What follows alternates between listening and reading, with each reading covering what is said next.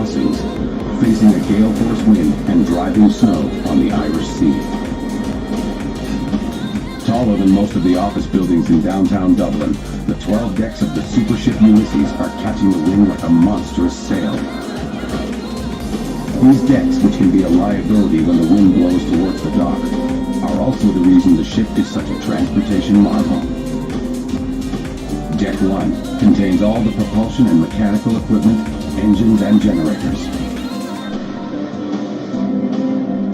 Deck 2 houses the service areas and can also store trailers. Deck 3 is the main trailer deck. Deck 4 carries cars. Decks 5, 6, and 7, more trailer decks. Passenger cars are on Deck 8 with access to the lifeboats on both port and starboard sides. Deck 9 is the first public deck on Ulysses. Among the amenities, all linked by a promenade walkway that encircles the deck, are the many restaurants and pubs, 2 cinemas and a shopping arcade, children's play area and games arcade.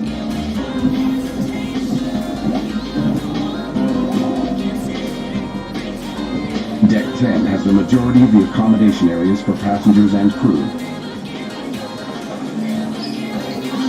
with the bridge up forward.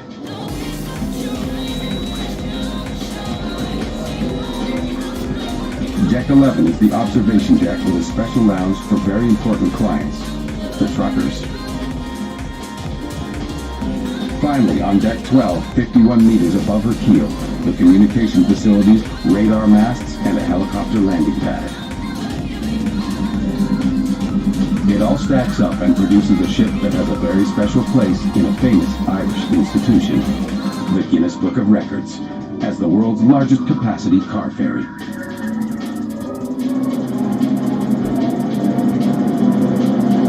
Deck go up. Let's go up. Let's go first.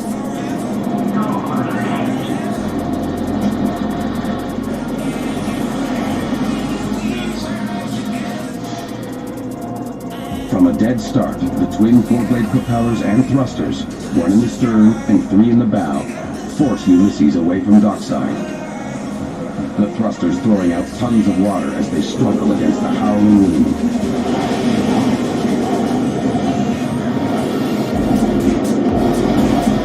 Each thruster has a cross-mounted propeller capable of pushing the full-loaded ship sideways. With such massive propulsion power, the thrusters can turn Ulysses in its own length.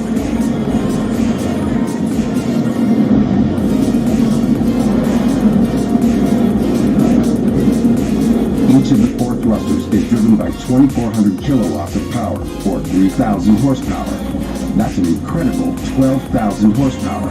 More power just to go sideways than many ships have in their entire propulsion systems.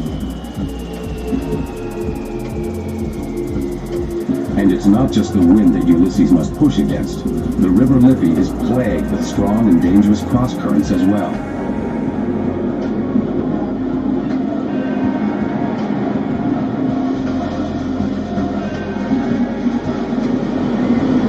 Knowing that other ships are fighting those same winds and currents just adds to the captain's concern. The River Liffey is so narrow that 2 large ships can't pass in the main channel.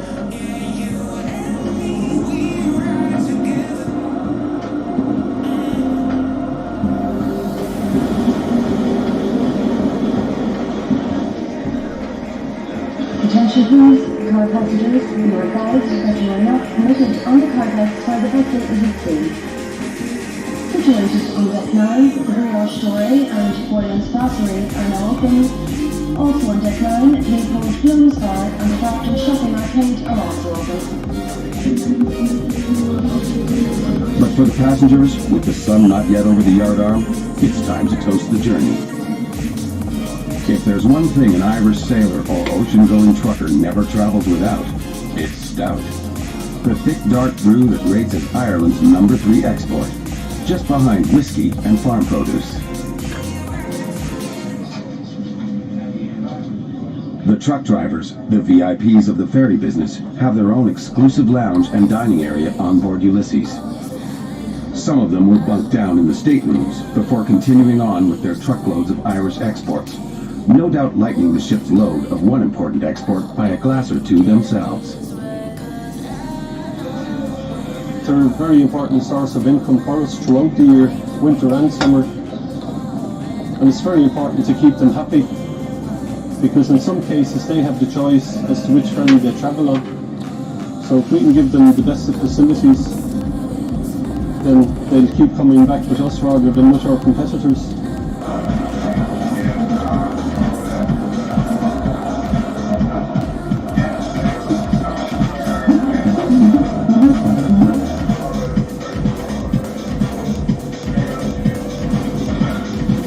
With the added danger of crosswinds in the channel, the Ulysses will give way to the ship making its way into port. Yeah, if you come ahead there and just hold up there, you're in past the North Anchor. The captain's been in sea service for some 35 years, 15 as a master of various ferries. He takes these tricky maneuvers in stride.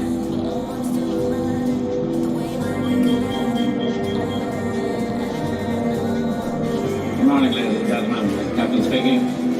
I've just cleared the river Liffey there now. We're held up a little bit with traffic in the river. However, it shouldn't hold us up too much. We should arrive shortly after 1 o'clock this afternoon in Holyhead. Weather on passage, unfortunately, will be a little bit rough. There's a southerly gale blowing at the moment.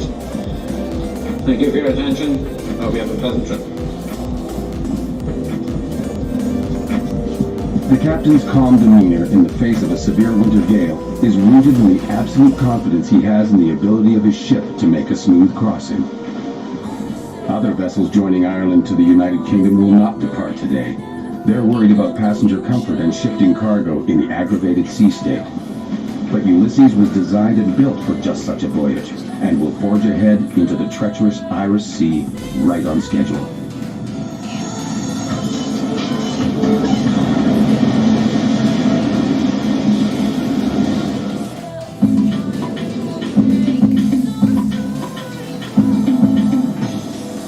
The crew of the supership Ulysses are on station, monitoring all systems, alert for any malfunction, ready to respond to orders from the bridge. At twice the size of other ships in the Irish ferries fleet, and carrying a full load of cars and trucks, Ulysses needs a lot of power, especially now, punching through a severe winter gale and waves that are reaching the 10-meter mark at a speed of 22 knots, or nearly 40 kilometers an hour. You're looking at massive propulsion power, which is very unusual for a ferry. The engines are the biggest of their type, and there's very few of them around at the moment. They're a new engine. The Ulysses is powered by 4 Caterpillar M43 engines, delivering a total output of 40,000 horsepower. The engines drive 2 main shafts at 500 revolutions per minute, attached to individually controllable 4-bladed propellers. By way of comparison, the propeller on the world's biggest twin-hulled oil tanker only spins at 76 RPM.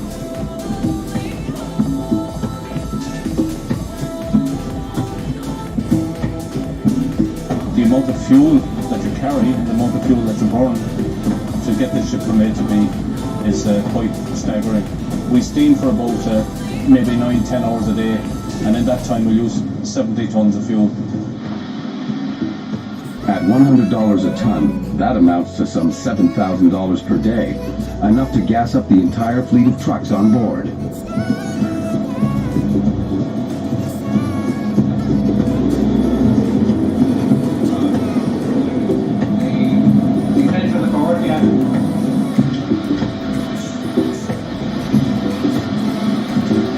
TV cameras monitor the engine and generator rooms. Computer screens and gauges feed back information from hundreds of electrical and mechanical systems. It all adds up to an immediate picture of sea state, stabilizer deployment, engine performance, and level of ballast. Starting the pumps. For the captain, the only thing more troubling than a storm at sea is a fire during a storm at sea. All hands to emergency stations. All hands to emergency stations. Crew members from the vehicle handling decks regularly perform fire drills during the crossings. A section of the vehicle deck is set aside just for this purpose. X7.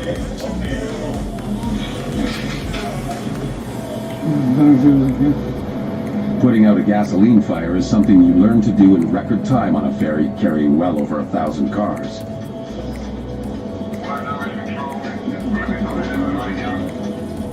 Control, bridge contact, man.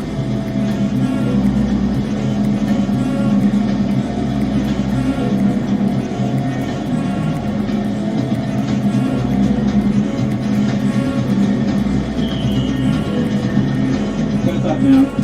Yeah, very good. Everybody accounted for. With the pretend disaster taken care of, the captain can turn his attention back to the troubled sea and the howling gale.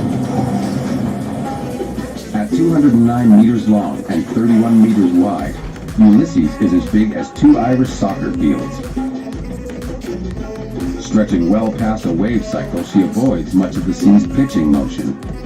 And by taking on seawater and literally sinking down, the ship can also reduce its tendency to roll. 10. Computerized pumps automatically shift ballast water from port to starboard holding tanks, and sensors are programmed to manipulate the whale-sized stabilizer fins. Well, the ballast system, without using any figures, we can take several thousand tons of ballast in. And if the ship is light in the water, we can bodily sink the ship to give it more stability. The lower the ship is in the water, the more comfortable it is, and the more stable it is. So as the ship passes through the water, the stabilizers are extended.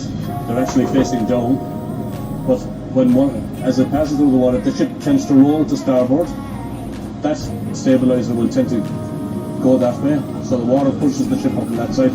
This one is going that way, at the same time, tending to push the ship down on the port side. As it comes upright, they'll leave it off, and then they'll go the other way to stop the roll going to port. And they tend to just keep it in as upright a position as possible.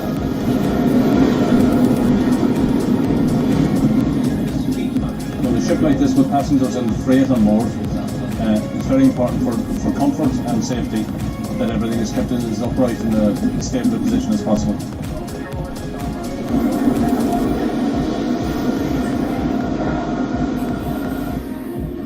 If there's anyone on the observation deck who's concerned about the war of the elements raging outside, they're keeping it pretty quiet.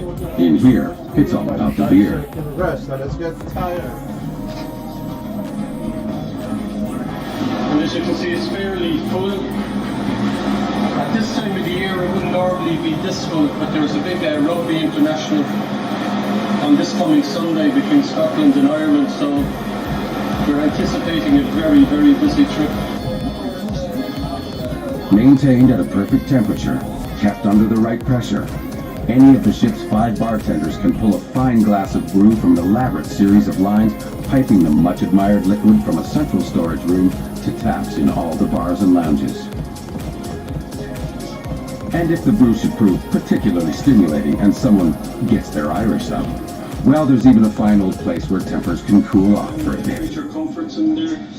Now, this is the ship's jail. This is where any unruly passengers are brought. There's not many creature comforts in there, and I would say if you were put in there once, you would not want to return.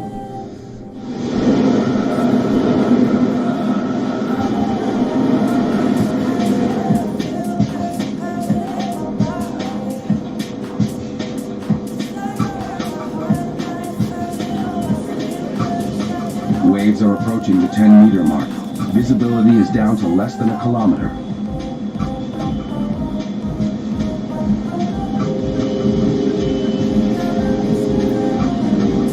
Crew members below decks, more alert to the possibility of a disaster than the shoppers and snoozers on the upper decks, stand ready to respond to commands from the bridge. Okay, well, thanks very much for that. You finished with the board yet? There's always two people on watching the engine room at any one time, monitoring. Once the ship is moving, once it leaves the berth, the watertight doors are closed, so that if something happens in one compartment, the water can't get into the next compartment. The vessel can survive in an upright condition with two adjacent compartments flooded. So unless you've got a gash running maybe 40-50 metres, you probably won't broach more than two adjacent compartments. Holyhead, Wales is moments away, but it's hardly a safe haven. Once Ulysses enters the harbor mouth, the most perilous part of the journey will begin. Because handling this huge vessel on the open sea, even when a gale is blowing, is child's play compared to bringing her safely alongside a dock in a small, windswept harbor.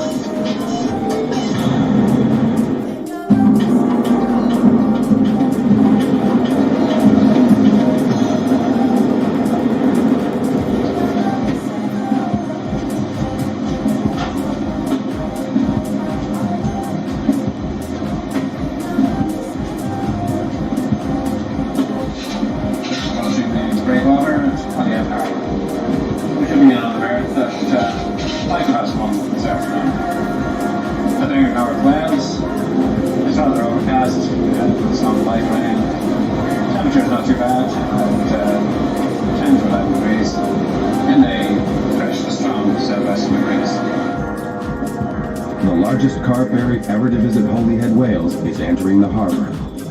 The sea state is rough, and that fresh breeze is gusting at 120 kilometers an hour, made more treacherous by its constantly shifting direction. One wrong move will spell disaster. The drama being played out on the bridge is not even noticed on the rest of the ship. Okay, Jerry, thanks. Passengers are getting ready to return to their vehicles. The bridge is preparing for a very tricky procedure. A procedure that has been done many times, but not when the wind is blowing a steady 90 kilometers an hour. That's a very powerful force pushing this giant vessel in directions the captain does not want to go. The slightest mistake and Ulysses will crash land, creating a lot of damage, not to mention long delays for its passengers and freight.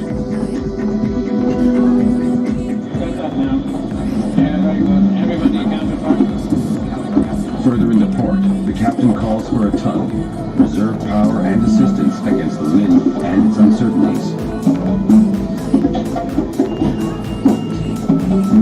The other critical factor in all of this, of course, which is not the system, but a key factor is the person who controls all of these things, whilst the ship is at sea, but more critically, while the ship is in closed quarter confinement, like a port, and our captains are the people who maneuver the ship and to dock the ship, and they also are a critical factor in the success of our service.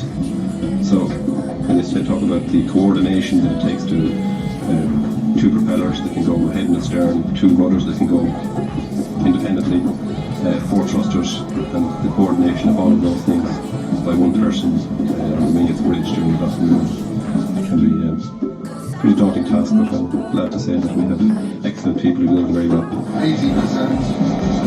Delta press 160 over 15 meters. This is progress by degrees, small increments of power at the appropriate time. The tug is added to the mix, nudging against the port side. Now the captain really has his hands full. Two propellers that can go ahead and astern, two rudders that can steer independently, four thrusters, plus a tugboat acting as a fifth thruster.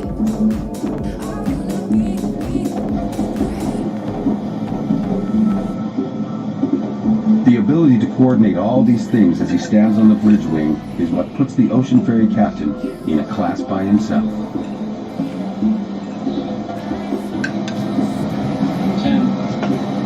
10 feet astern. 10.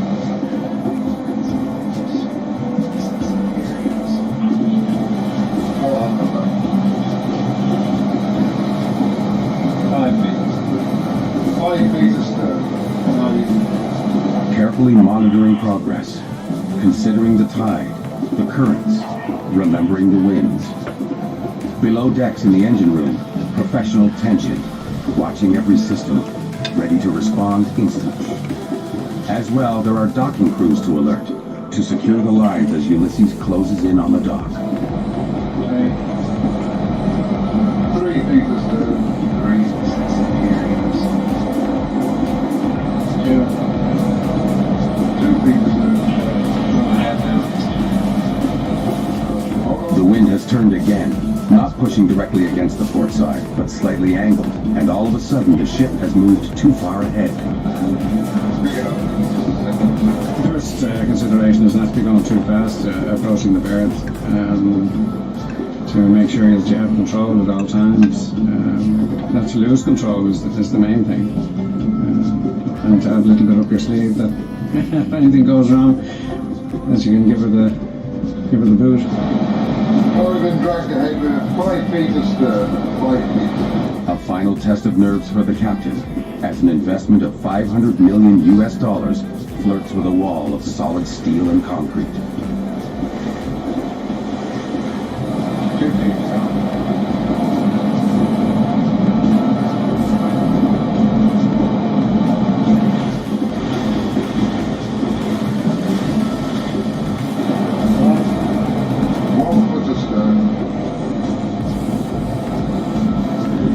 One final adjustment to keep the pressure on, to equalize the effects of the wind, to achieve a perfect docking after defeating a near-perfect storm.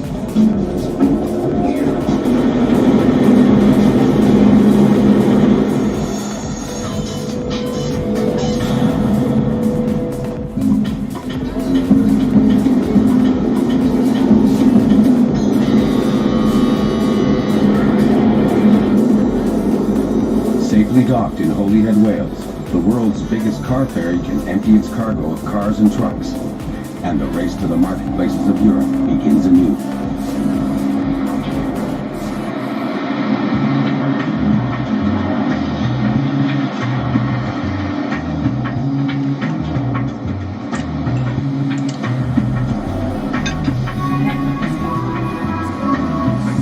Over the last few years now, well, particularly since Irish Ferries took over here, we've been getting progressively bigger ships all the time. And each time we thought, well, can't get any bigger, we don't need a bigger one. But here we are now with the biggest ferry in the world, so anything bigger than that, I don't really know. The ship, since it was delivered, has done its business very well. It's met its schedules. We haven't had any technical or even weather-related cancellations since she started service. It's making its trips to schedule, turnarounds, manoeuvring. All of those characteristics are matching the design criteria. The reaction has been absolutely fantastic since she first arrived on the scene back on that very sunny day in Dublin, and we still have the buzz a year later. We're still absolutely buzzed by the vessel. It's vitally important that we keep Irish ships on the Irish Sea, and particularly crewed by Irish people. Being an island stuck out on the western edge of Europe, although we are part of Europe, it's essential that we keep ships like this under the Irish flag.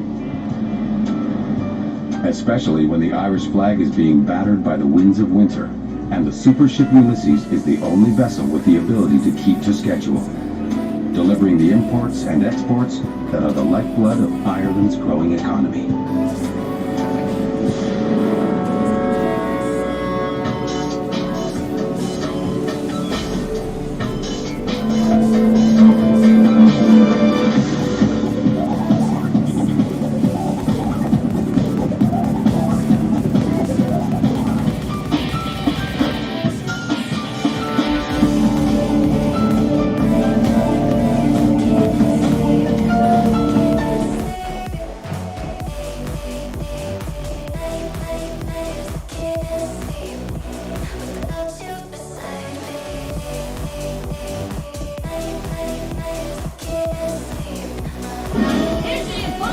No more opening act gigs. I will only do gigs where I can say what I want. That's not how the business works. And let's change the business. Here, Mom!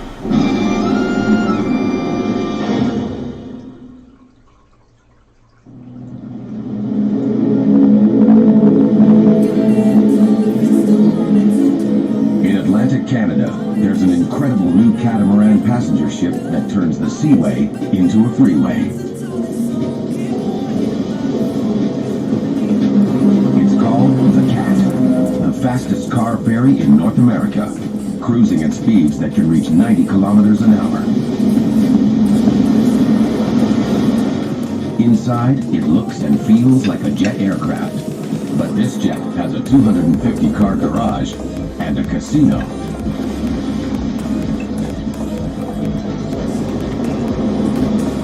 Someday, super ships like this might carry you and your car all the way to Europe and take the U.S. Marines to war.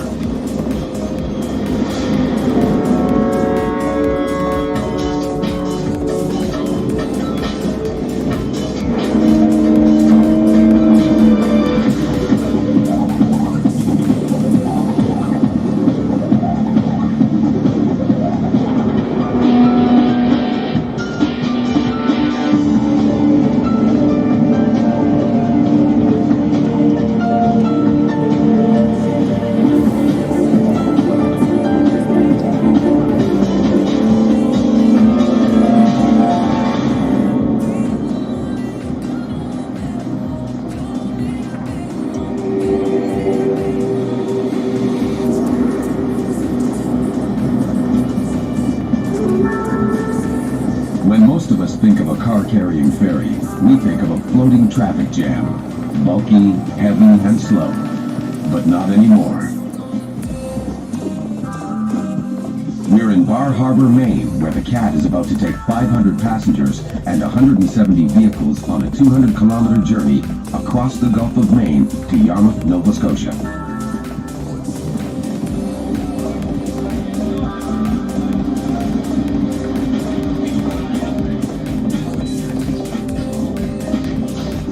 A journey that used to take 6 hours now takes less than 3.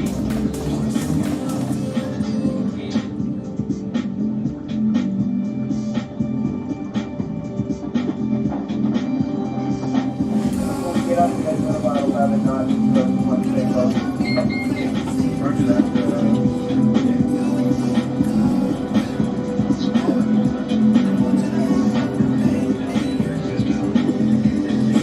On this ferry, you sit on leather-trimmed seats that recline, like aircraft seats. A TV monitor tells you there's a life jacket under your seat, just like on an airplane. Don life jacket by placing yoke over your head. Connect the Velcro strips. Pass it. Pull the security tape and some necessary tools and alarm system will be given. And up on the bridge, 4 stories above the water, a crew looking more like air crew than saltwater sailors. Okay, ready to go in your engine? All set on mine. Yeah. Let's start. Coming up on speed. I'm the captain on board the Cat.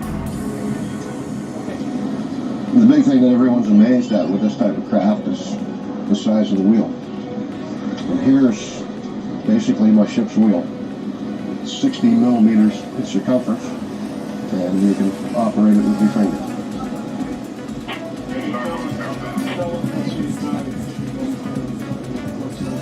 Captain Bruce Harrigan had to go all the way to Tasmania, an island off the coast of Australia, where the Cat was designed and built in order to get a license to fly this ocean-going rocket ship.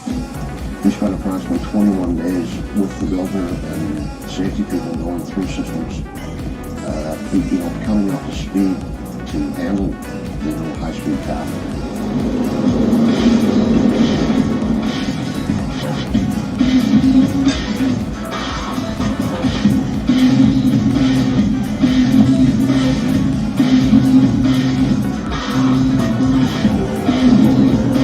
Reaching the open sea, the captain calls up maximum power.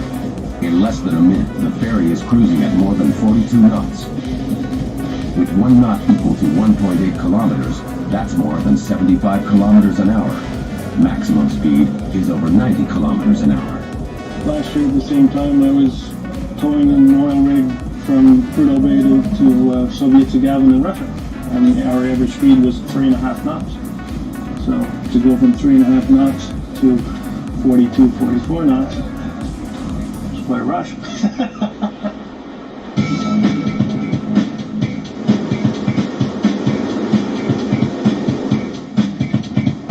Moving a 750-ton vessel that's 91 meters long at 90 kilometers an hour takes a lot of power and a propulsion system that simply blows people away.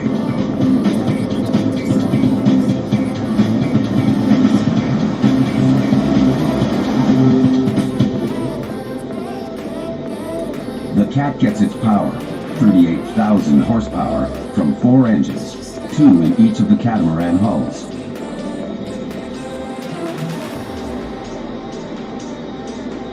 Each hull has one engineering technician, but the chief engineer does his job entirely from the bridge. It's basically done through this mouse. I can bring up what I want. I can start the engine from here, stop it from here, put it on and off the switchboard. These buttons here are for the closed circuit TV.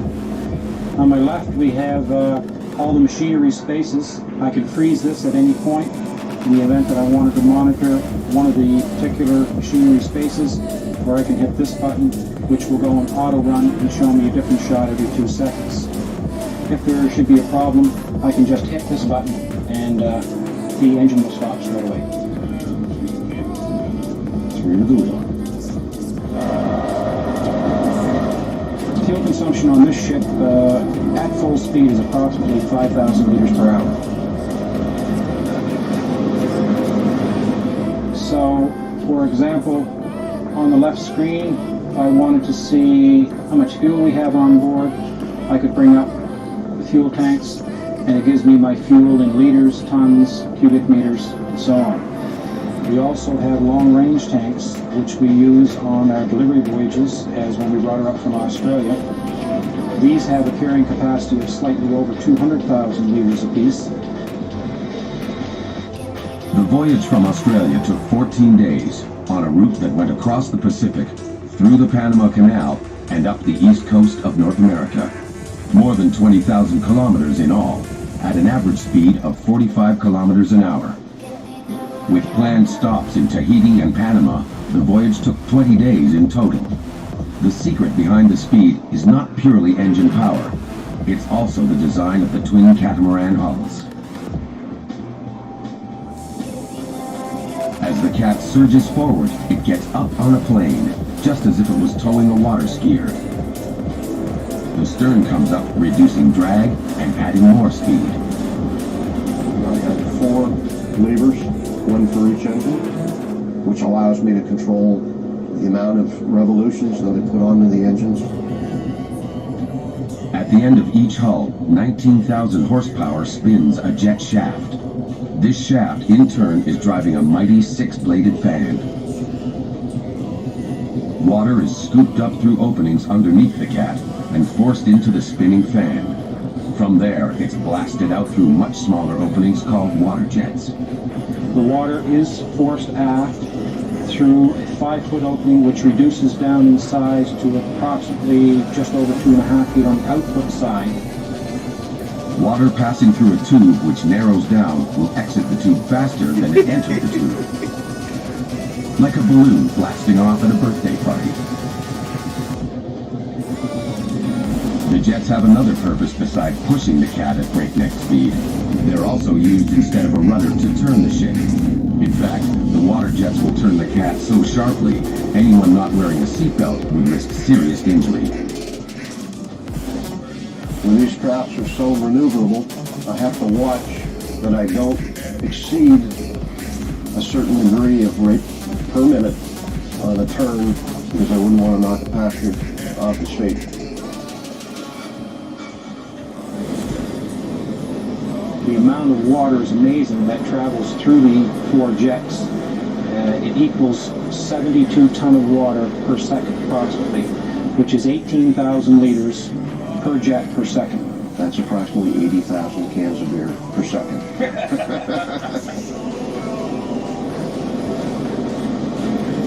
Flat out, the cat roars into the Gulf of Maine, where it will encounter huge tides, fast-moving currents, and big rolling waves. Together, they produce all the terrors that pitch, roll, and heave are famous for. Just waiting to turn the 500 passengers into staggering seasick zombies.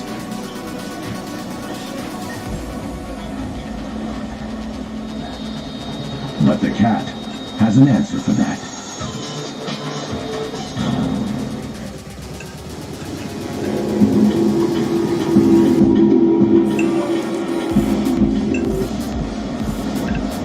Whenever waves in the Gulf of Maine approach the 3-meter mark, North America's fastest catamaran car ferry can almost guarantee smooth sailing. The engineer simply activates a unique computer program, a ride control system which seems to anticipate the ship's motion and immediately calms the rolling, pitching, and heaving.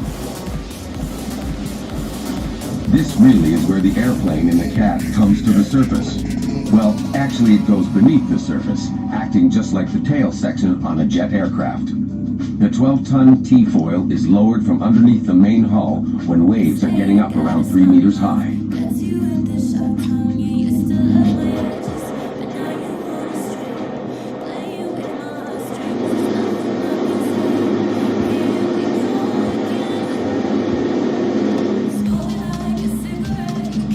To reduce rolling motion, the cat uses large trim tabs, like the ailerons you see on airplane wings. These are located at the stern, and by acting together, one pushing up while the other pushes down, they steady the cat as it begins to roll. Here to my right is what we call the ride control system. It's controlled from this small computer here, which I can set the parameters on depending on the sea state. We have T4 deploy control here, as well as a trim tab control located below it. This can dampen the movement of the vessel in rough seas and add to passenger comfort.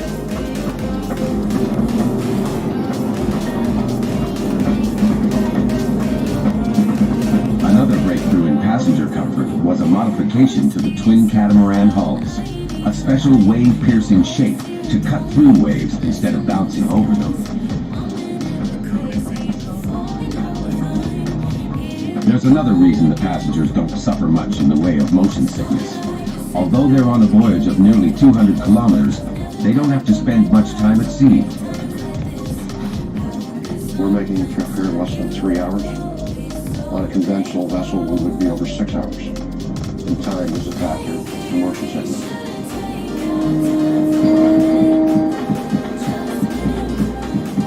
Every day, thousands of Canadians and millions of travelers and commuters around the globe rely on ferries of every imaginable size and shape. From Tasmania to the Irish Sea, from Newfoundland to Vancouver Island, they form an essential part of the world's transportation network.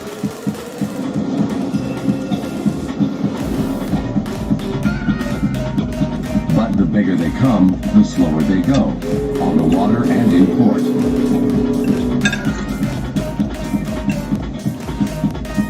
It's all about balancing size, speed, and economics. The quest to build faster and faster ferries has led to many innovative designs over the years, and just as many dead ends. In the 1970s, Robert Clifford, a ferry owner in Hobart, Tasmania, went looking for a faster ferry design. Well, the original thought process revolved around a hovercraft, which is a vessel that is supported by a column of air. That column of air cuts the wetted surface and friction down quite a lot, but unfortunately, having a square shape, it's a very, very difficult shape to drive across the water.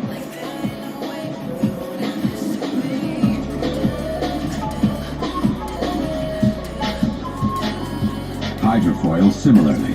They rely on underwater surfaces to lift the hull out of the water for frictionless flight. But the bigger a hydrofoil ferry is, the heavier it has to be, and the harder it is to lift. hydrofoil reaches a velocity of about 60 kilometers an hour, the laws of physics kick in, dragging the planing surfaces down.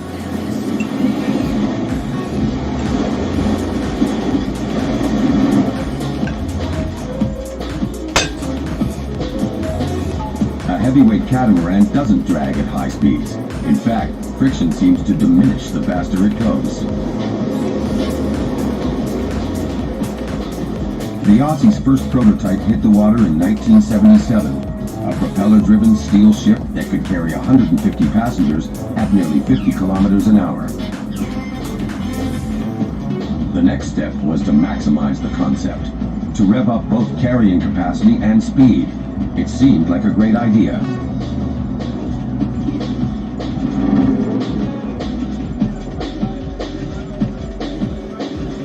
Especially when the engineers figured out that if they could build their giant cat out of lighter materials, it could carry even more payload using the same amount of power. And then one day, pondering the problem over a cold tinny, inspiration struck.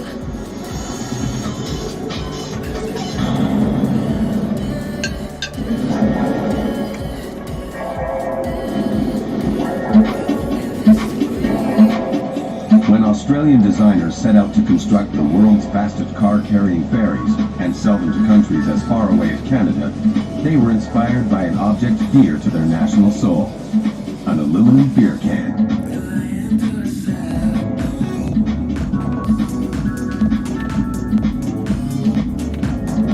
Aluminum is only 1/3 as heavy as steel, so building a ship with aluminum could eliminate the weight problem. It was a concept that just might work if the engineering principles that make a six-pack strong enough for a man to stand on could be adapted to a 750-ton wave runner. The stage of technology in the world today in aluminium construction is such that it is an extremely reliable material. Robert Clifford and his team made the calculations. Using aluminum beams instead of steel and welding aluminum panels for the hull and superstructure could cut 500 tons off the ship's weight with no loss in strength or safety. So a ship that weighs 1,000 ton construction tons, effectively in aluminium is only going to be 500 tons. That 500 tons goes straight to the payload.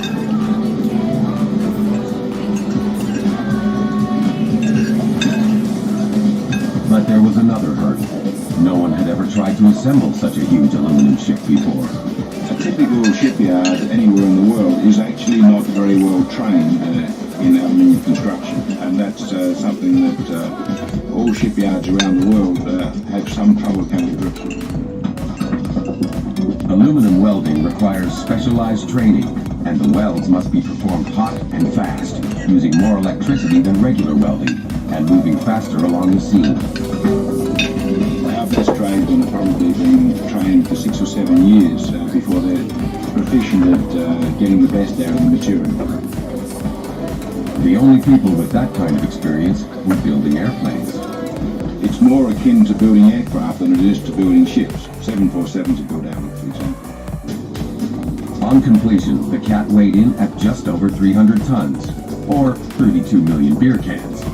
It was 91 meters long, 26 meters wide, and had an incredible rate of speed resulting from a combination of three things: its lightweight construction, slender wave-piercing hulls, and a powerful water jet propulsion system.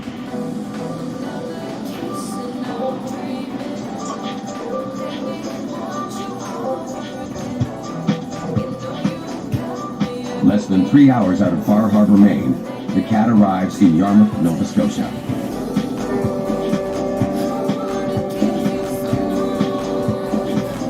Entering the harbor, it slows to 12 knots, so it won't create any big waves. Waves that could easily swamp a small boat.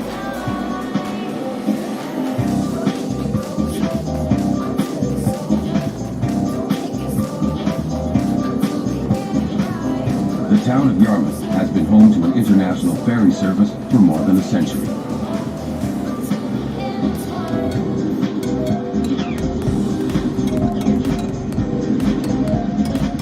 The trip to Bar Harbor by land would take more than 10 hours.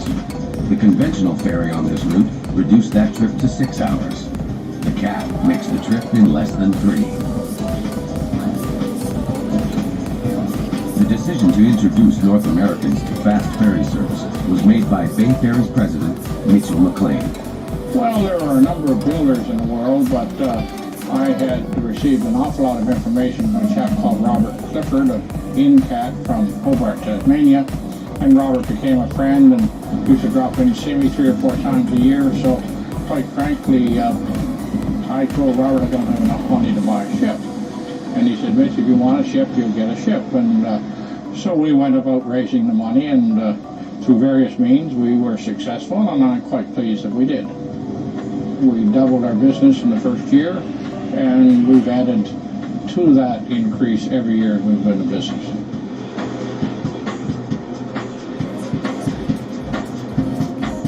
On this ship, in 14 hours, we do, in effect, 2 return trips or 4 legs of a voyage.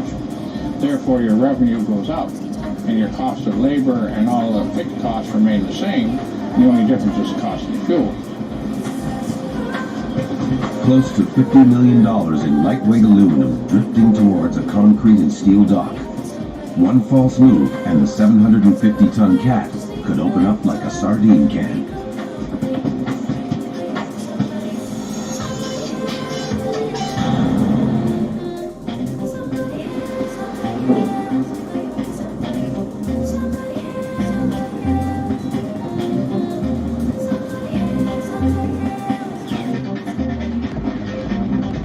When North America's fastest car ferry makes port, the powerful water jets that accelerate the Cat to highway speeds can also be used to push it gently alongside the dock.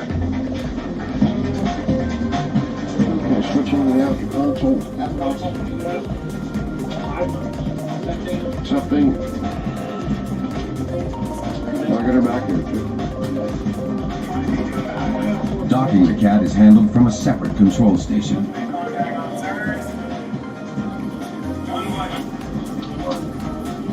The control stick is tied into the lift's water jets, which is directed by the computer. What it does is any command that I give the stick, it configures the jets to the motion that I want the craft to move. So if I want the craft to move in a sideways motion, I'll just move the stick in that direction that I want the craft to go to. I can go ahead, I can go astern, I can go sideways.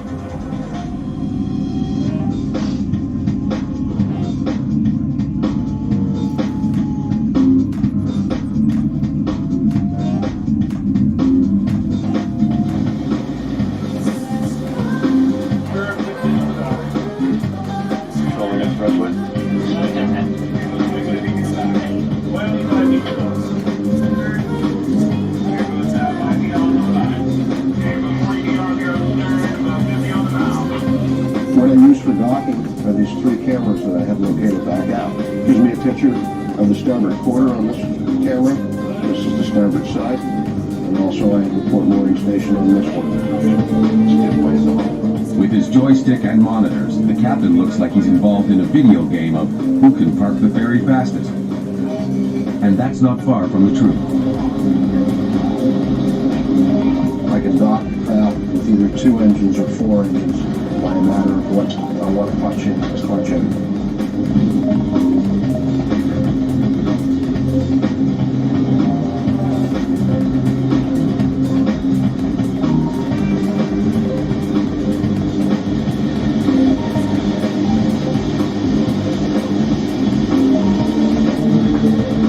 Okay, if they've got enough lines.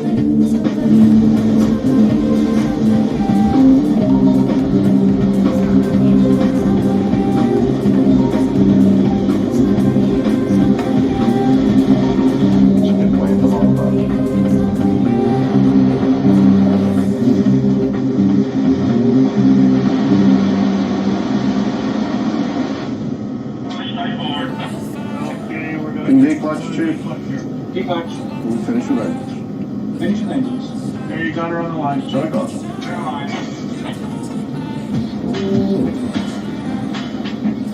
Operating North America's fastest car ferry only makes sense if it's North America's fastest loading and unloading ferry as well.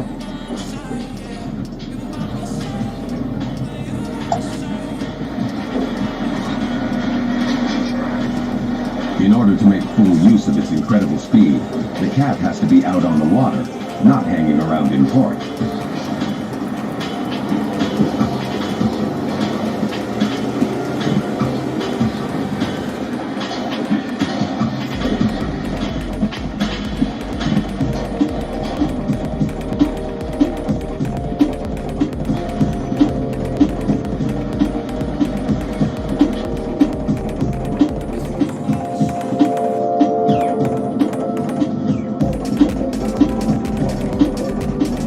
Certainly the requirements, believe it or not, are mostly on shore, because what we have to be able to do is to load and unload this ship in 1 hour. We had to extend the size of our barges that held our loading ramps and widen the loading ramps so we could get 1, 2, or 3 lanes of cars off at once, or line them up properly going on board so they ended up in the right spot in the ship.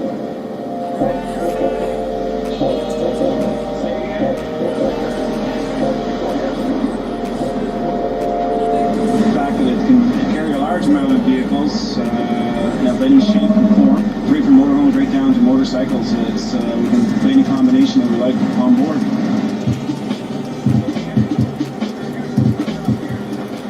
The shape of the cat ferry itself is a real asset at loading time. It's big and square. It was 91 meters long, 26 meters wide, just like a huge packing crate. The Cat's a very wide vessel, and it allows you to bring cars in 2 different ways. So if I have my 2 side ramps down, I can load cars on the top and have them be in part while I'm unloading down underneath. So I can do 2 things at one time. The Cat has 9 separate decks, which I can lower and raise in any configuration that I like. That allows me to put, I can have up to 135 cars with 1 ramp down, up to 185 with 2 sets of ramps down, and up to 220 to 225 with all 9 ramps down.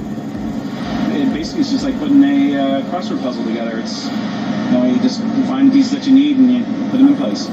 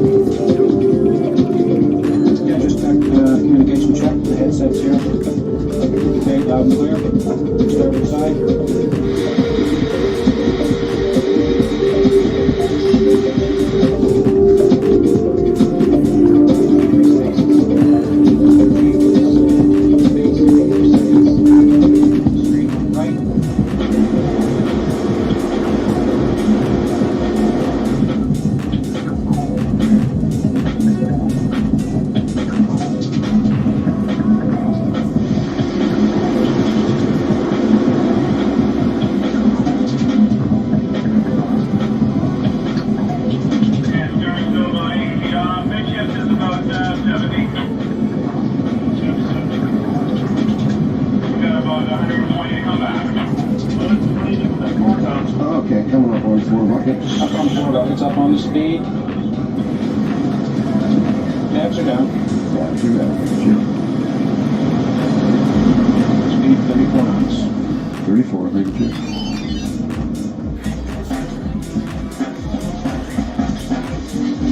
The passengers on the Cat have lots to entertain them. Spending money, winning money, or losing money. Or just staring out the window as the ocean flashes by at 90 kilometers an hour. There's always a possibility they'll spot a whale.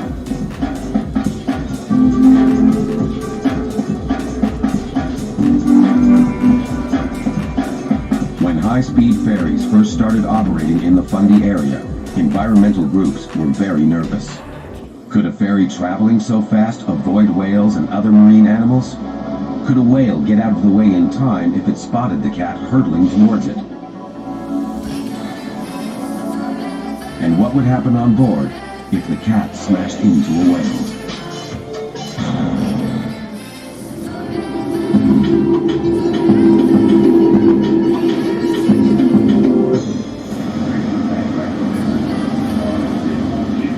We've got two fishing boats up here on the starboard side now.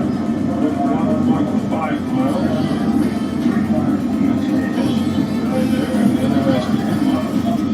Behind work.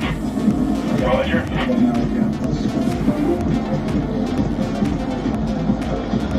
There are lots of hazards here on the Bay of Fundy. When 750 tons of metal, fuel, and flesh are flying through the mist at superhighway speed, fog is a constant menace, and so are slow-moving cargo ships, tiny fishing boats, even whales.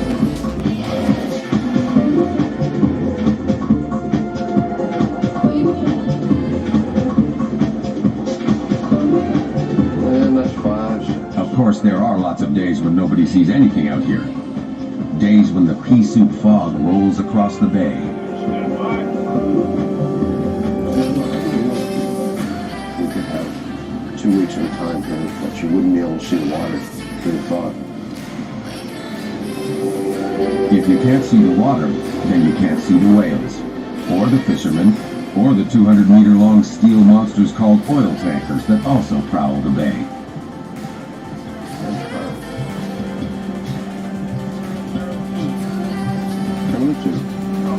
But everything that's afloat in these waters can be spotted and tracked by one of the world's best radar platforms.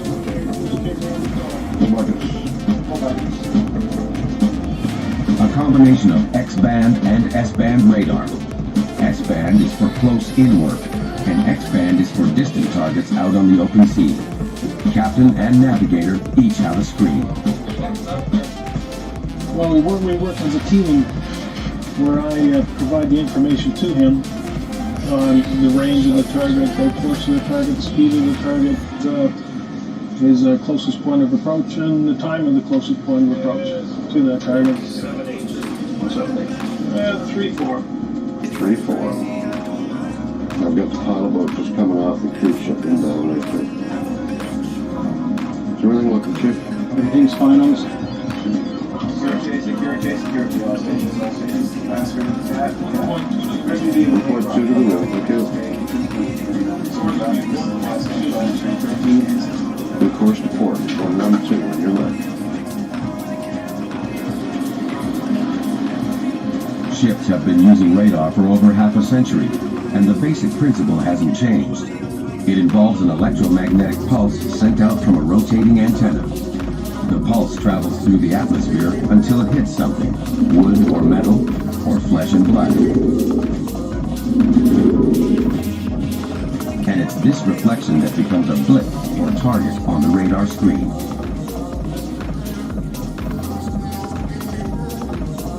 Well, with this radar, we can track up to 40 targets. And so you can get all kinds of information. I can switch from the S-band to the X-band, which is a slave off of the captain's radar. But the S-band is my main radar, which is good for really close-up work for harbor work coming into the harbor. You want a clear, crisp picture of the harbor coming in.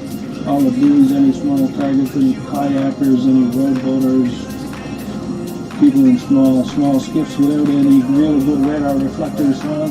This radar will pick them up. To provide evidence of whale sightings and to keep track of whales over several years, the CAT often carries a marine biologist on the crew deck.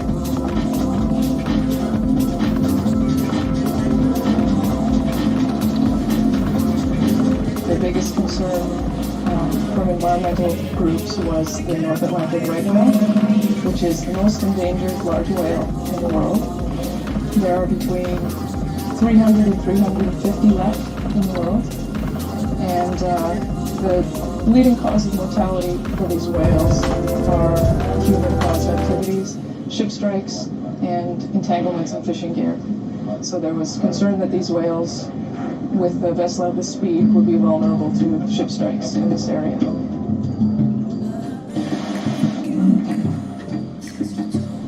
This particular design has a lot of good qualities. The number one thing is that it has a very shallow draft, and that, that's about 10 feet. A large animal like a finback that's 80 feet long doesn't have very far to go to get out of the way of the boat.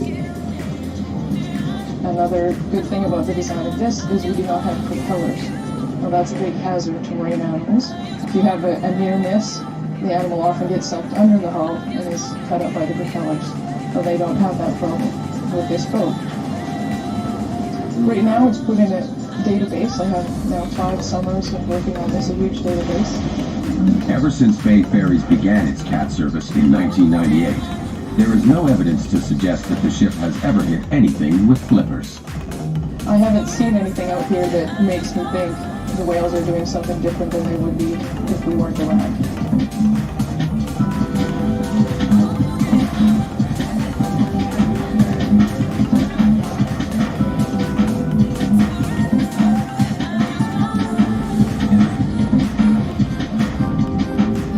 Knowing where everyone else is one thing.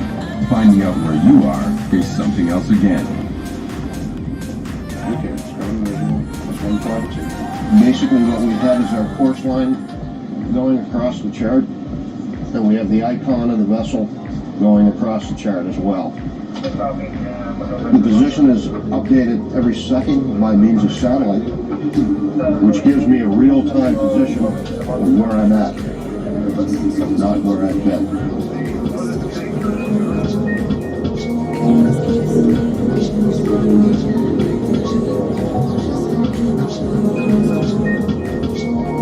With the GPS engaged, the captain can wrestle with the ship's helm or turn the job of steering over to the autopilot.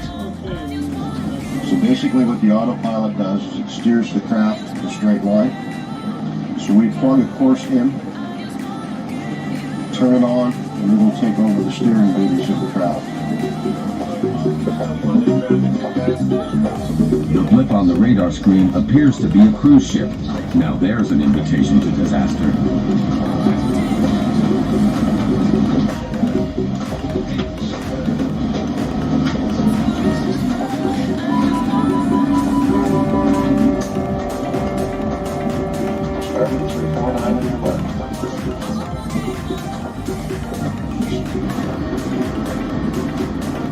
I've got 3 targets here, just northeast of the interceptor.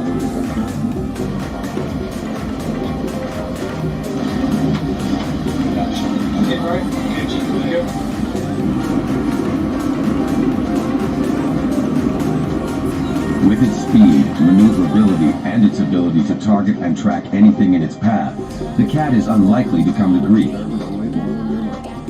But if misfortune did strike, the CAT has an answer.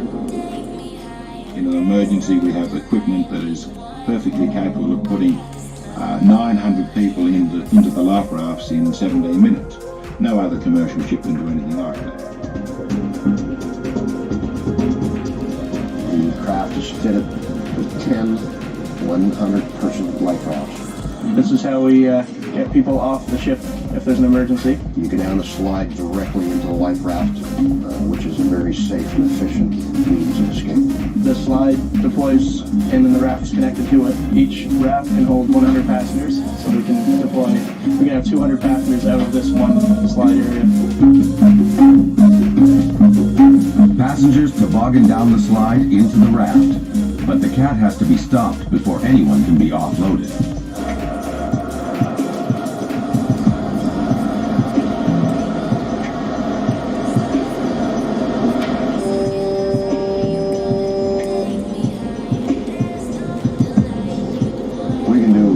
Full-speed crash stop from 47 knots to 0 stop in less than 600 meters.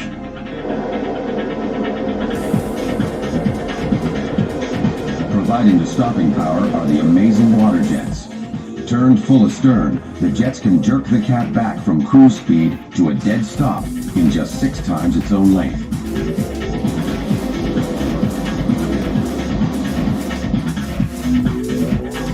Amazing, but so is everything else about high-speed catamarans. Today, and in the immediate future.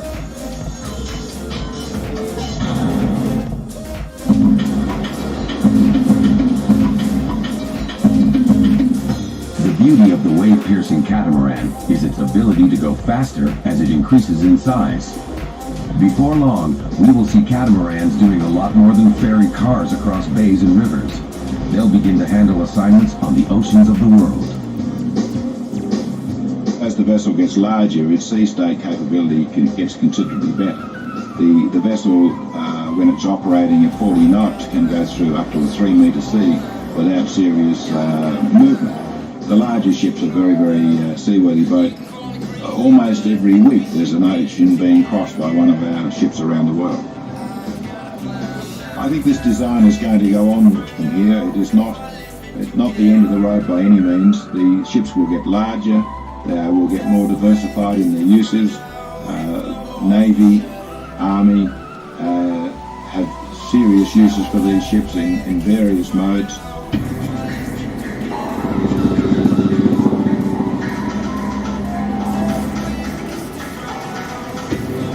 Just how serious became evident a few hours after Operation Freedom Iraq began.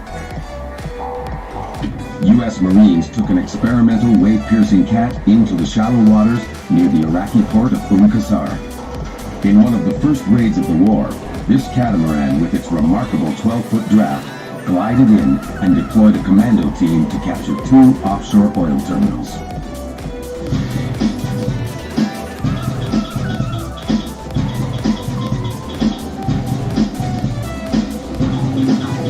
Other uses for the cat are a lot more mundane, like the inquiry Mitchell McLean received from a garbage company working a route from Miami to Key West. Now, it's hard for you to believe, but that's a 2-lane road down there, and we had an inquiry from the garbage company. Believe it or not, the garbage company would pay us to run a fast ferry to get their truck back up. So it's that type of thing. I mean, I think that the opportunities are unlimited if you really are commercial and want to look for them. The Cat and its sister ships have already made many transatlantic and trans-Pacific crossings and have picked up several world speed records in the process. And now designers are looking beyond the car and passenger business to a new breed of multi-hulled vessels which are designed to compete with single-hulled freighters. But while the designers dream of the future, today's passengers relax and enjoy the cruise. After all, they're riding on the one cat that loves to get wet.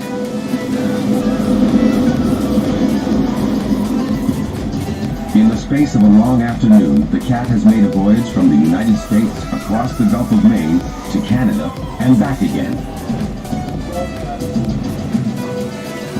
More than 1,000 people have been wined and dined, diverted and delivered.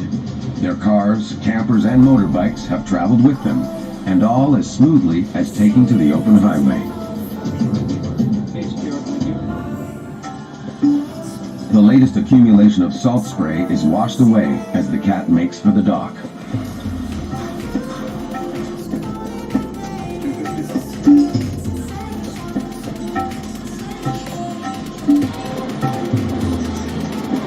Overnight, a new kind of crew will take over.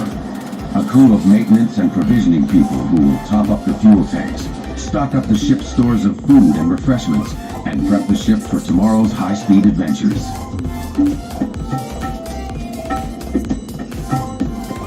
Personally, I would say the future of this technology, we're just on the brink of it now.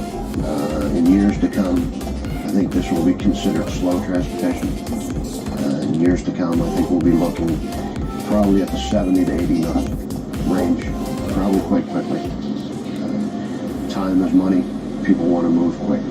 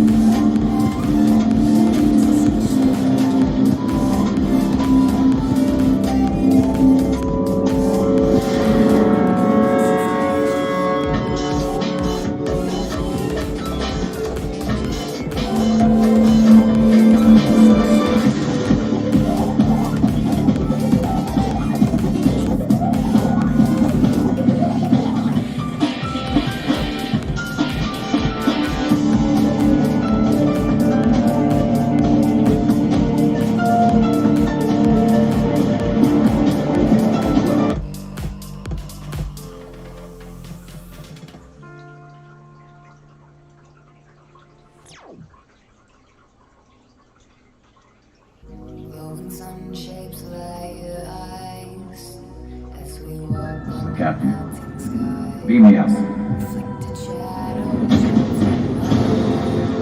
Captain Kirk protected all these people. He gave them hope.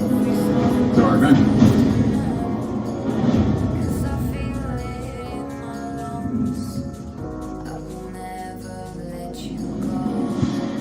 This is the largest sailing vessel in the world, Royal Clipper, a 5-masted square rigger, recalling the glory days of the magnificent clipper ships.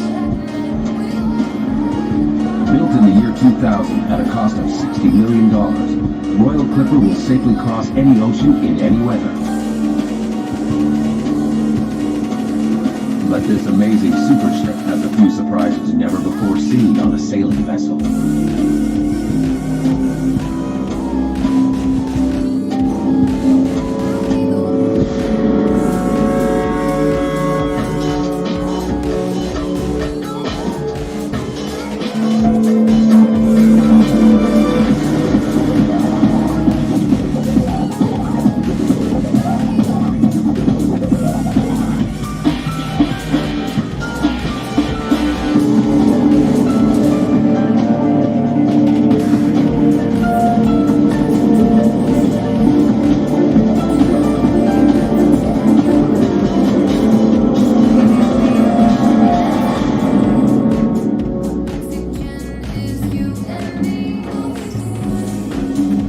The Royal Clipper is just completing a voyage from Europe to the Barbados.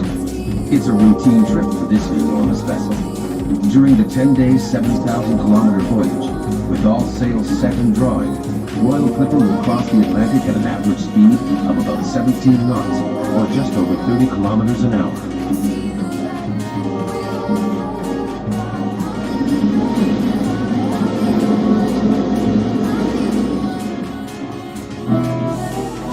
Tied up in Bridgetown, Barbados, she occupies an enormous amount of dock space, 133 meters, 439 feet from bowsprit to fantail. Her masts soar to a height of more than 60 meters, as tall as a 20-story building. From her steel hull to her Burma teak decks to her stainless steel rigging, no effort has been spared to build and equip her to capture the winds, challenge the seas, and recreate the experience of sailing aboard the greatest sailing ships the world has ever seen, the Clipper ships.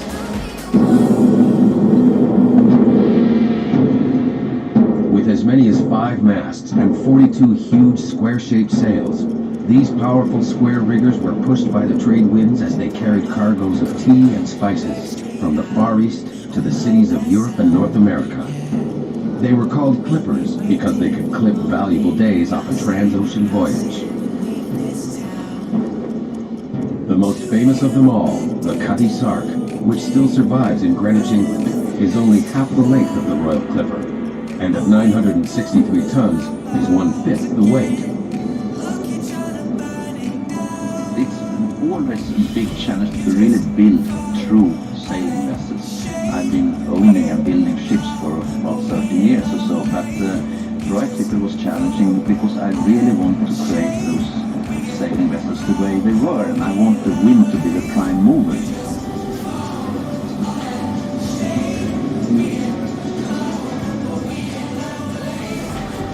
As a 12-year-old, Michael Kraft, owner of the Royal Clipper, often sailed his boat across 20 miles of open water. When I was a boy, I got a ship model for a Christmas one from my father of the Poison, the only 5-mast full ship ever built in the world so far. And I always loved the ship, and I dreamt about it, and I said one day I'm going to build that ship.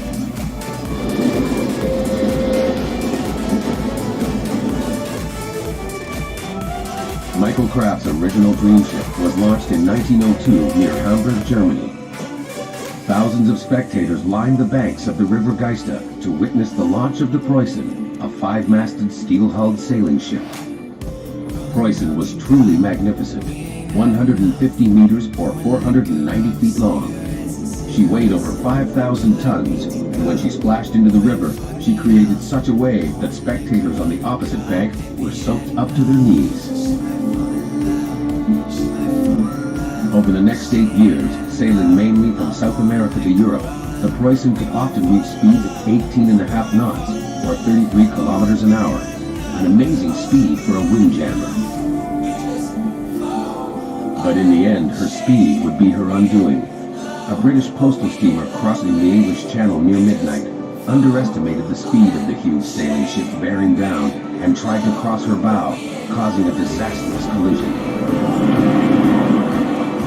The Preußen, missing a foremast and unable to steer properly, was caught in a sudden gale, blown ashore, and lost. Almost a century after the Preußen came to grief below the white cliffs of Dover, Michael Kraft found an unfinished steel hull in the Polish shipyard of Gdańsk. A hull with almost the exact dimensions of the Preußen. This ship was intended to be a sail training vessel, but the project had run out of funds. Kraft purchased the hull and changed the layout of the interior. New bulkheads were welded in place to create brand new living spaces, staterooms for 228 passengers, and accommodations for 120 staff and crew members. The ship was lengthened by adding a clipper-style bow.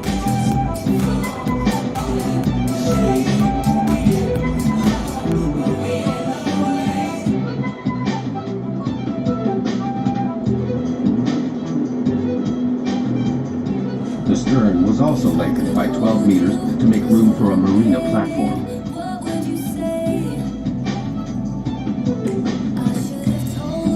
With the hull revisions complete, the ship was towed to Rotterdam in Holland. There, huge masts were installed. Towering more than 60 meters or 197 feet above the deck, with the upper sections on hinges so the ship could pass under bridges on her way to the open sea. Below decks, designers and interior decorators worked with the finest woods, marbles, and fabrics gathered from all over Europe, creating luxurious dining and recreation facilities, features never before seen on a clipper ship. Over a 14-month period, a training ship for sailors had been transformed into a luxury cruiser for international players.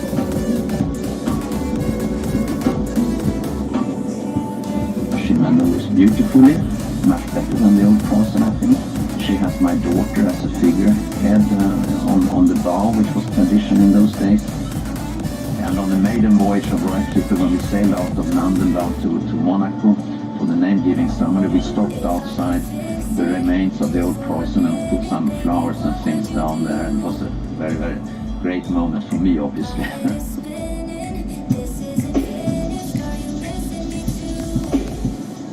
Over a 14-month period, an investment of more than $60 million had brought about a magnificent transformation. A boyhood dream had become a reality. And the spirit of the Preußen was called forth from its watery grave.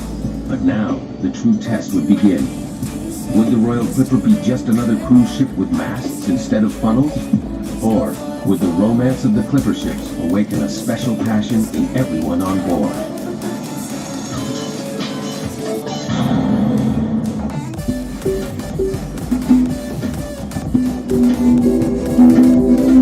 The world's biggest sailing ship, the Royal Clipper, has been designed and built for the world's best-heeled sailing fans. They have flown in from cities all across the United States and Europe. Paying an average of $2,500 a week each, they have come with great expectations. And then I did what I wanted to do when I started my seagoing career when I was 16 years of age, to be master on a tall ship, on a sailing ship, and I'm very proud to be the captain on Royal Clipper. They come on board for a certain reason. They read in the brochures, they did read all books from Joseph Conrad and about the clipper ships, and so they have a certain expectation. And when they come on board, then if the expectation match with the reality, that's fine, then they are happy.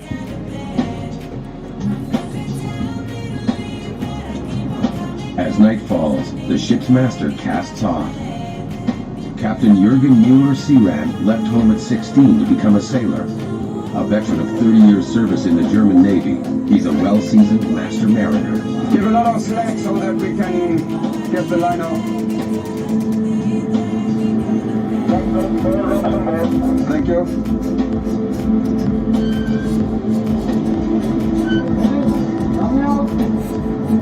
Lego press line, King.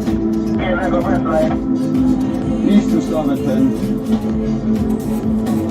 Suddenly people get to understand that's not only speed and most fantastic technology, they also get to understand that there is something else that's called romance of sailing. So they want to mix it. They want to have the romance of sailing, the moon and the stars on top of the sails,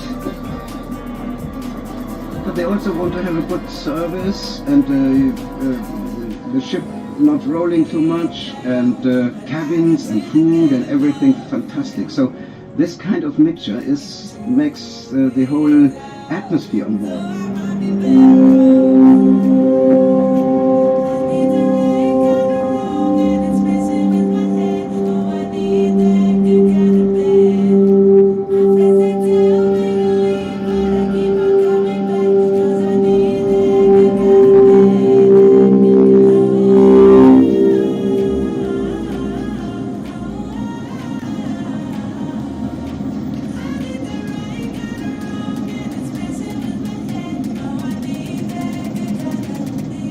For the 20 sailors who make up the Royal Clipper's crew, the rhythm of life aboard is centuries old.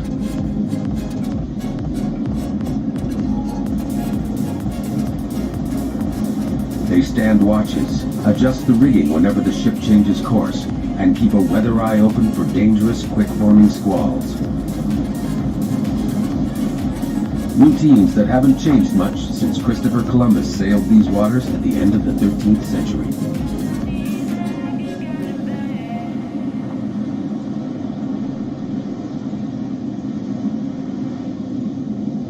We are on the same area where Christopher alone been 500 years ago. Same island, same area, same wind, same sun, same sea, but I don't think so that it's something changing from this from the last century at least yet. Because the Royal Clipper is so big and carries so many sails, she has to be crewed by specialists, highly experienced tall ship sailors, and many of the world's best are Russians, trained in the Baltic Sea aboard Russia's famous tall ship fleet. We're looking for the skill and not for the nationality. And the Russians have the tall ships. They are very competent in handling sails, sail making, in maintaining and repairing whatever is going on in the mast. So the Russian force are a great asset, no doubt, and they do a great job.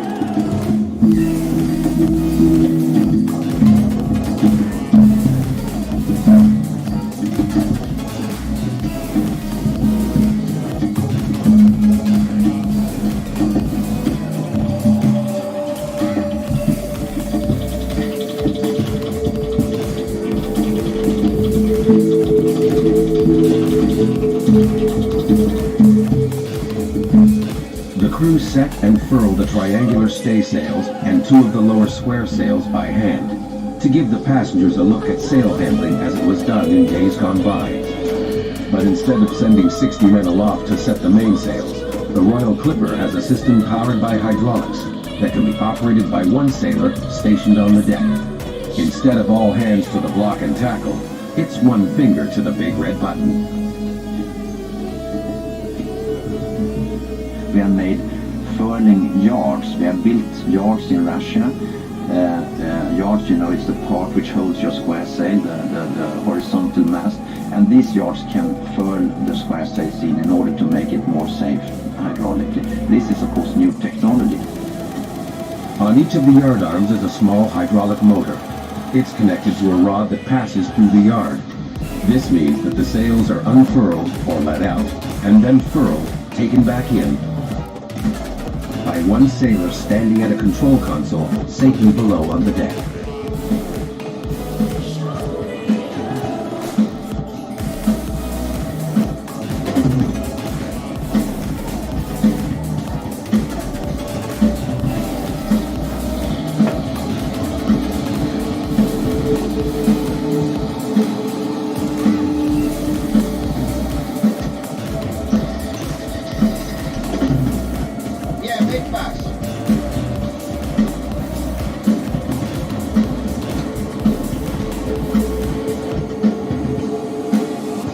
sail. Coming out.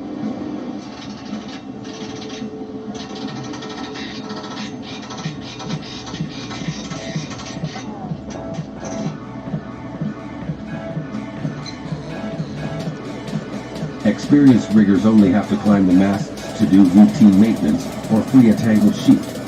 Even so, on the Royal Clipper, that's a trip of about 60 meters straight up, like climbing up the side of a 20-story building, a building that's rocking in an earthquake.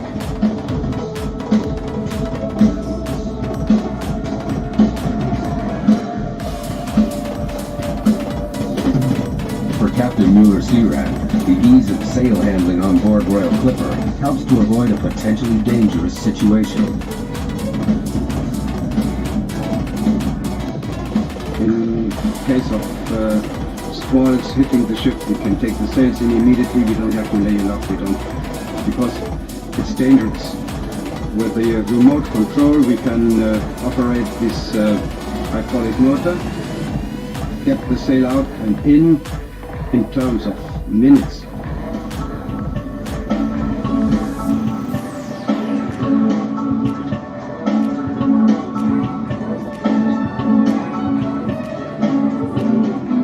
Kind of a challenge to be on a ship where you have to deal not only with navigation and to be on the right track and course and speed and so on, but also to do this with the sails.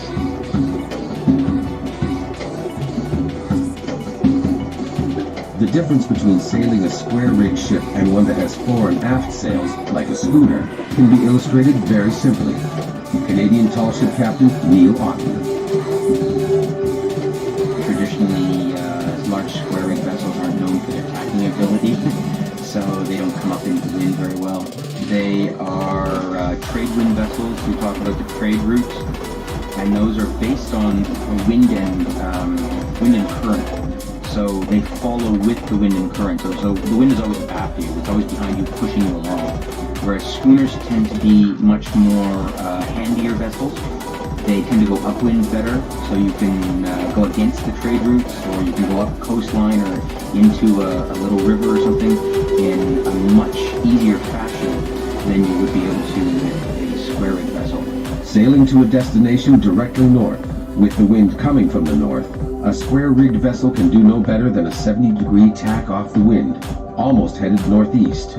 A two-masted schooner can get much closer hauled, or closer to the wind, and therefore the destination, with a 40-degree tack. Through a series of zigzags, both ships attempt to make port. To change tack or direction on a schooner, the bow is thrown around and the booms swing across the deck. Relatively simple. On a square rigger, changing the angle of 42 sails is a long and complicated process. All the yards have to be shifted. And even though the Royal Clipper's crew can turn and brace the yards from the deck, it still doesn't make this massive vessel any handier at sailing against the wind. The full square rigger ship is a little bit complicated. Yeah, it's a little bit different instead how to sail with a stay-sail schooner, for example. The main point that we can sail just only 75 or maximum 70 degrees to the wind.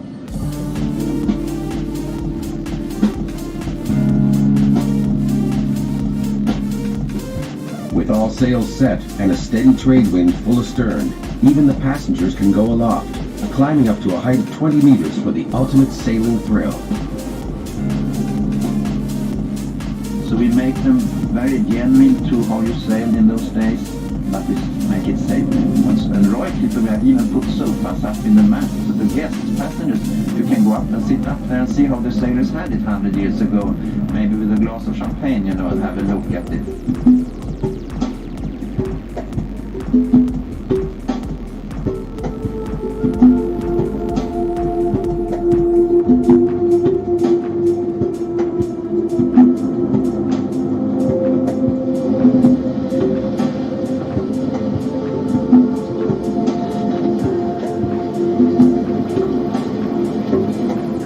Steadied on a new course with the wind urging the massive hull forward, the sheer joy of steering such a mega ship is also an experience that everyone wants to share. Oh, it's a lovely experience. I mean, It's a sailing ship like any other sailing ship, but it's just so different, you know. It's so big and so much power. That's really great. But the principles are the same. You know, if you can sail a small boat, you can sail this, but it takes a bit of practice. It takes a bit of practice because it's slower to handle than a small ship. And so when you make a mistake, it takes you about 10 minutes to get out of it, you know, instead of 1 minute. One wrong move at the helm during a stiff breeze, and a lot of sailcloth could be shredded. Fortunately, the sails aboard the Royal Clipper can withstand a lot of punishment, and will power the giant ship to more than 20 knots, or 35 kilometers an hour. But to get this kind of performance, the builders of Royal Clipper had to seek out the best sail makers in the world, and ask them to build a suit of sails the like of which had not been seen for a century or more.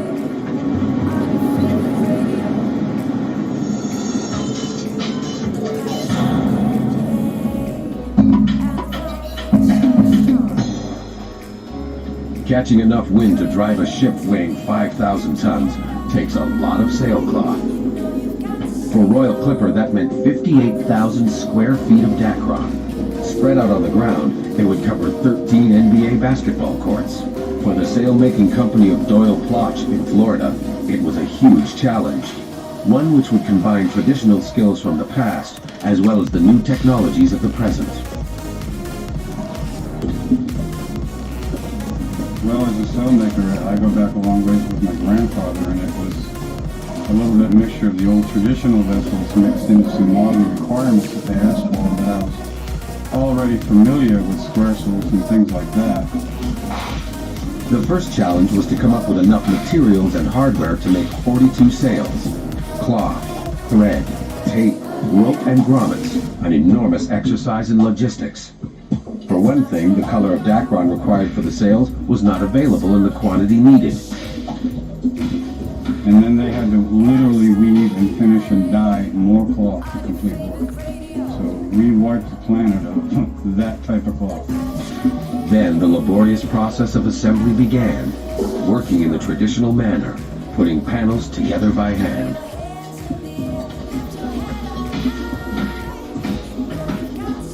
Now this is a hydraulic 35 press ring that goes through hydraulics, and then their shackle attaches from this to the stay, which pulls the sail to the stay. Fortunately, Doyle Plotch was able to develop a computer program which allowed its cutting machine to carve out the Royal Clipper's sails in a form which was geometrically perfect.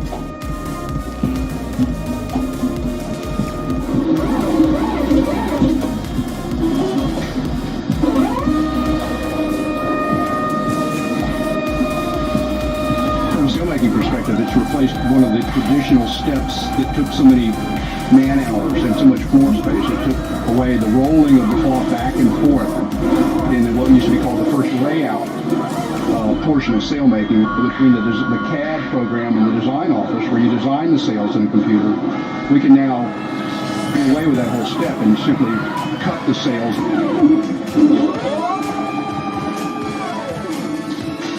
The only thing that has amazed me is that we did this. It was a big learning curve. It was a struggle. It took a long time. And we built the sails, 42 of them, shipped them off somewhere, and not a reported problem. And that's amazing to me. You know, in any type of manufacturing, you're going to get a phone call. We haven't even got a phone call. So that was pretty amazing. So I guess everything was okay. No sailing ship gets through heavy weather without some tearing in the sails. So Royal Clipper carries a skilled sailmaker, armed with a heavy-duty sewing machine. The sail he's repairing was torn during last week's Atlantic crossing.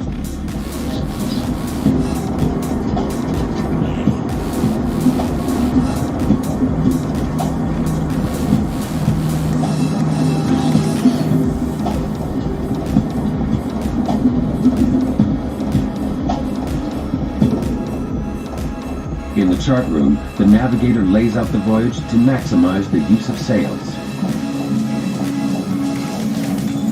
You cannot always sail, you cannot, as you know, go up to the wind with sailing boats. You have to do the planning according to the wind, and that's why it's a lot of change paintings being made as well during the passage journey. The course that's been plotted will take Royal Clipper to many islands over a period of 7 days. Approaching some of them can be risky business for a ship that is itself the size of a small island. You have to keep a distance of half a mile to the edge of that island and just drop anchor in the area.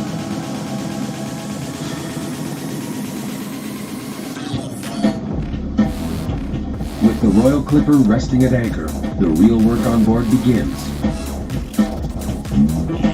It only takes 20 crew members to do the actual work of sailing the ship. The rest of the staff runs a Caribbean luxury hotel. Dollar for dollar and creature comfort for creature comfort, the Royal Clipper can match any ship in the world that traffics in luxury.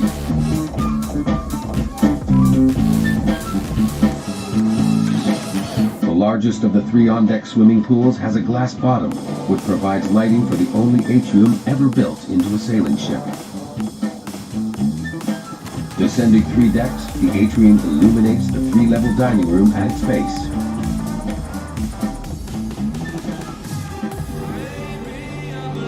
This is one of the 2 owner suites. Each has a private entrance by stairway from the main deck.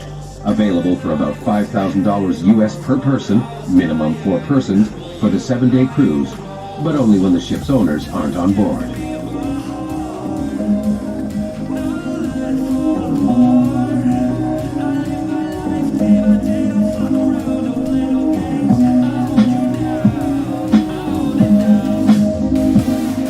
Other accommodations include 14 deck suites, like the one being inspected by the hotel service manager.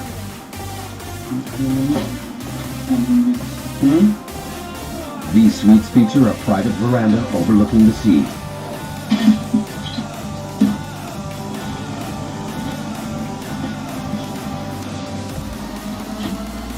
Okay, so now let's go. The chambermaid waits anxiously for a vote of approval that everything's shipshape. Have you found anything here? Yeah. Huh? Nothing. Accommodations fit for a queen, like the Queen of Sweden, pictured here. She has been on board many times and takes a personal interest in the ship's welfare. In fact, it was Queen Sylvia who christened the Royal Clipper at a ceremony in Monaco. The ship's godmother, Queen Sylvia of Sweden, she calls me from time to time and asks, Michael, how is my goddaughter? So she also starts liking her ship. She thinks really that it's something with the soul, something in life. It's a great personality, Michael. And what if there is no wind? Will the romance suddenly vanish? Will the passengers find themselves aboard a noisy, smelly diesel yacht? Will the captain have a mutiny on his hands? Or does the Royal Clipper have an answer for that too?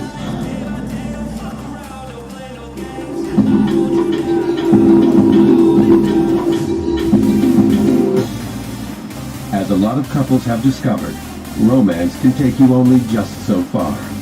And on Royal Clipper, there will be days when the romance of sailing becomes, well, becalmed. But lack of a breeze to fill the world's biggest spread of canvas won't stop the island hopping. The Royal Clipper has propulsive power to spare, down below the waterline.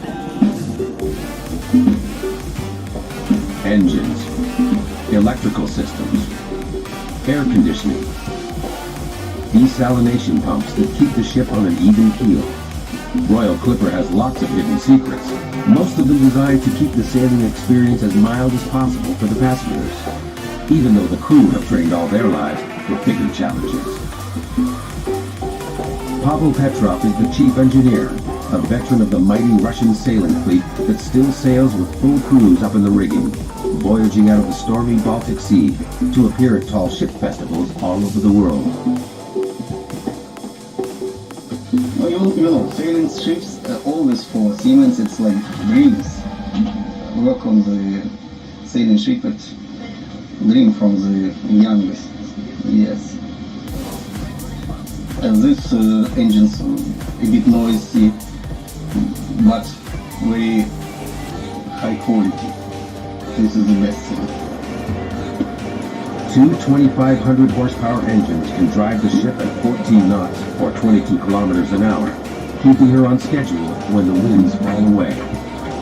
The engines share a common exhaust, which vents through the hollow steel jiggermast, discharging the smoke and fumes high above the stern, well away from the passengers.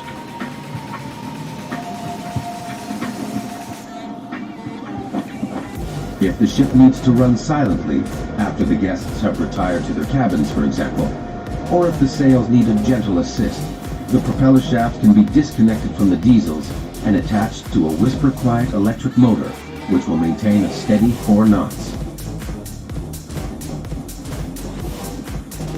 There is no reverse gear.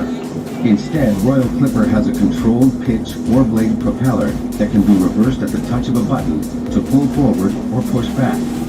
Most importantly, the blades can also be feathered, made to lie flat, reducing drag when the ship is making good time under sail.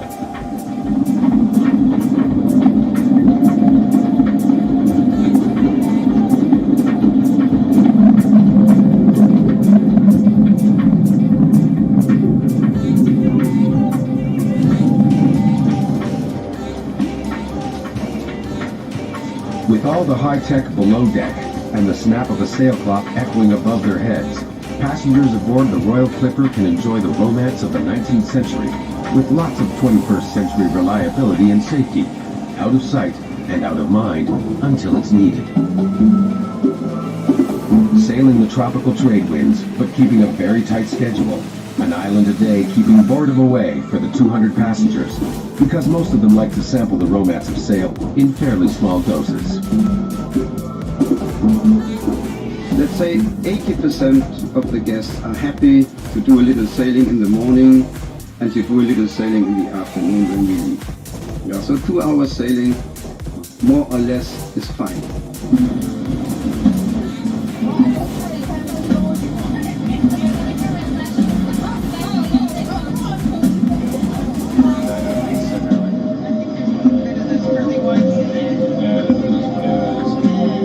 Another feature that's seldom seen but often felt is the anti-heeling system, controlled by these pumps which fill and deplete ballast tanks on both sides of the ship. The ballast tanks also keep the ship stable when riding at anchor, despite the fact that the enormous weight of the skyscraping masts will tend to make her roll. With the anti-heeling system turned on, it pretty much guarantees a rolling motion of less than 11 degrees, or just about the perfect motion for keeping spirits safely inside a glass.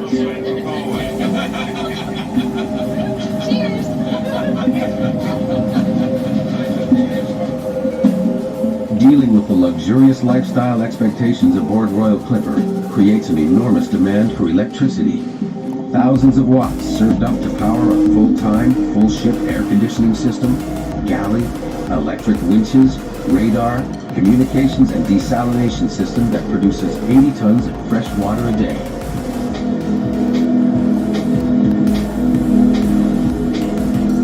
Using a process called reverse osmosis, a thin multi-layered sheet or membrane will allow water molecules to pass through but acts as a barrier to salts and other chemicals.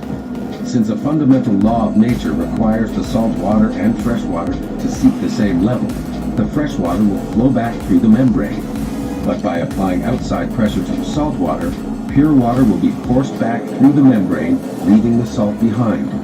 To prevent the salt from clogging up the membrane, a cross-flow filtration stream carries it off to a reject port. In this way, the reverse osmosis process can continue non-stop, producing a clear and delicious torrent of water. Water to United States standards. Water for showers. Water for cooking. Water for ice cubes. And fresh water, if required, for 3 swimming pools. And there's still a lot of water to spare. We use about 50-60 tons per day, and production is 80 tons per day, so it's more than enough.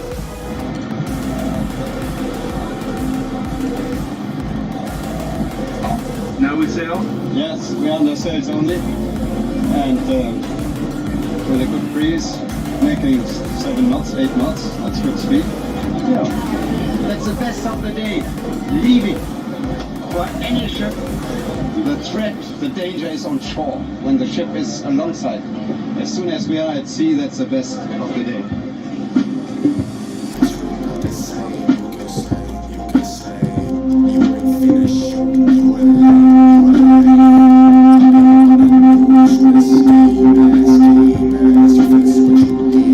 Aboard this luxury clipper ship, where every moment is meant to be super special, tomorrow night has to be really extraordinary, because it's the night of the captain's dinner.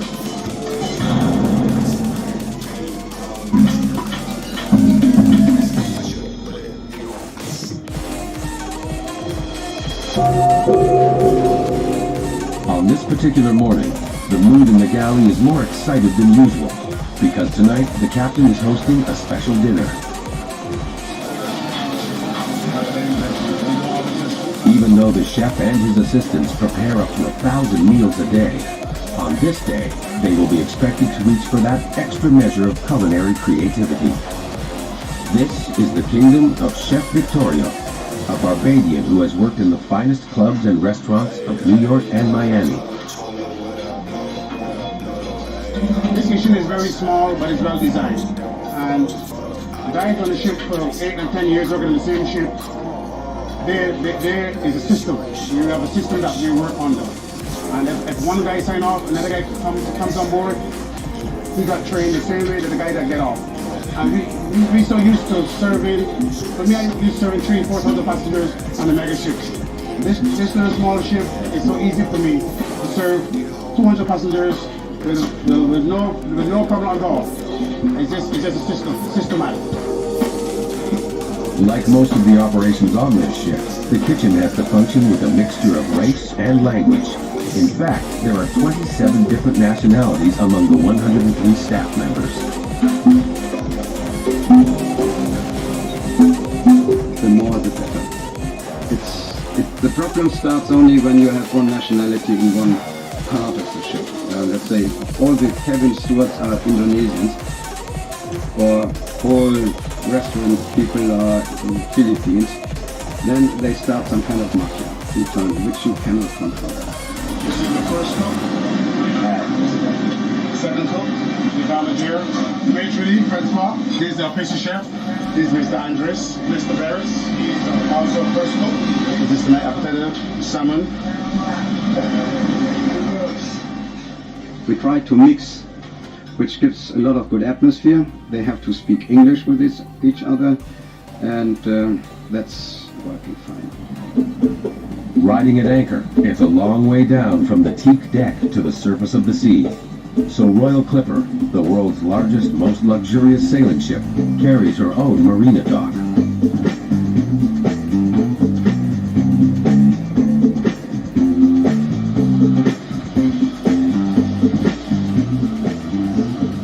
The marina platform is fantastic and allows us such a great opportunity to do a whole range of water sports. We're going to do some snorkeling, okay? So take some snorkeling equipment. We have also your swimming suit, your sun cream, a hat, your sunglasses, and your good mood, your smile. And then go.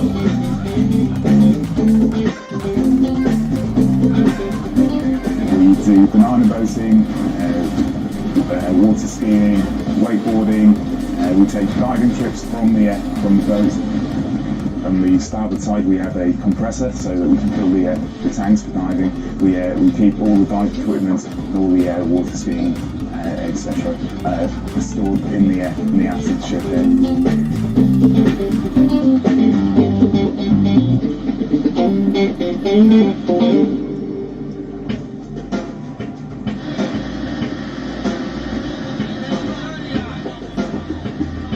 The hotel services manager from the world's largest sailing ship is heading to the beach to check up on the world's most elaborate beach barbecue.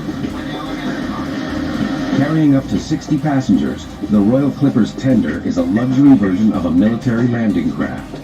With its undercut bow, the tender can run right up on the beach. When you storm ashore from the Royal Clipper, you don't have to wear combat boots.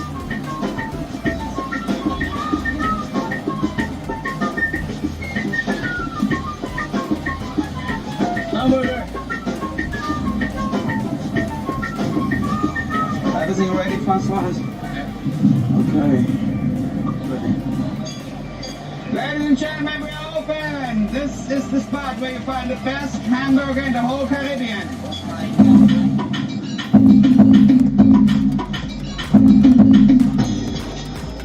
With the ship at anchor and most of the passengers on the beach, the hotel cleanup continues.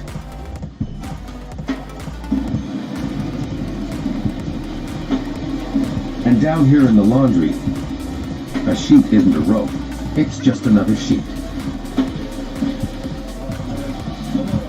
The captain's dinner is ceremoniously brought to the tables, and it's very carefully orchestrated. The hors d'oeuvres are created. The word prepared doesn't seem to fit the occasion. The main course is a choice of succulent lobster tails or Biff Wellington.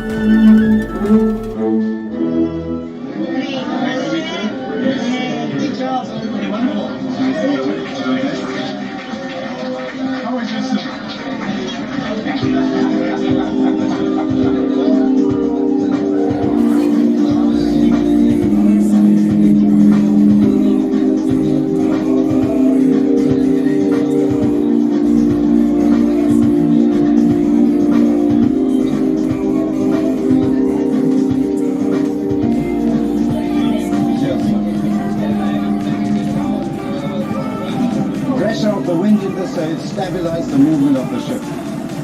So then the ship may be a little bit heeling, not much, just a little bit, and then she stays like this. And then you start dreaming how nice sailing is. And finally, a toast to a safe voyage and pleasant memories. Santé à la votre. Cheers zum Wohl.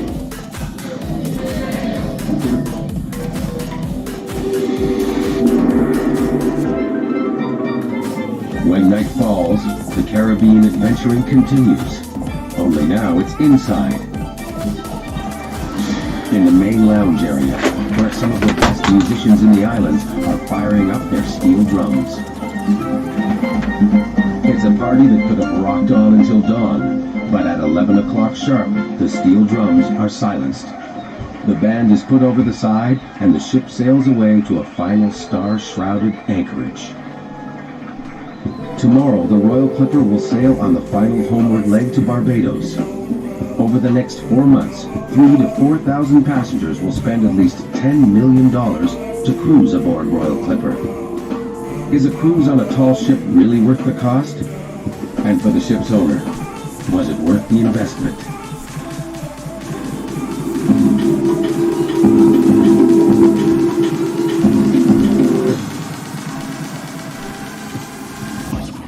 The biggest sailing ship in the world.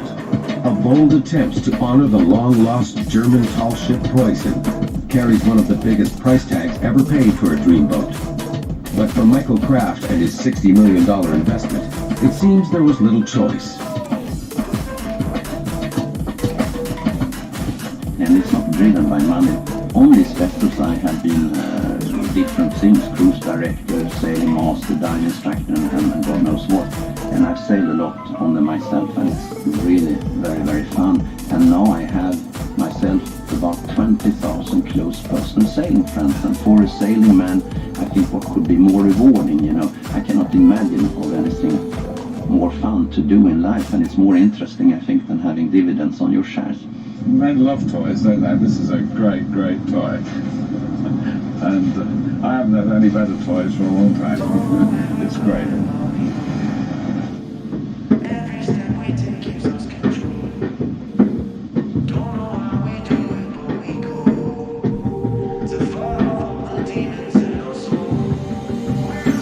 The sailor calls his ship a she.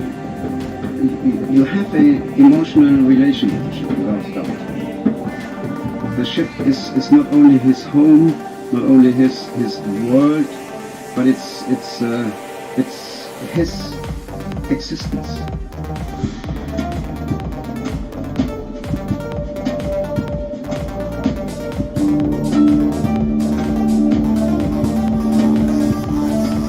Framed against a Caribbean sunset, Royal Clipper is both the last glimpse at the golden age of sail and a living testament that the age has not quite vanished from our planet.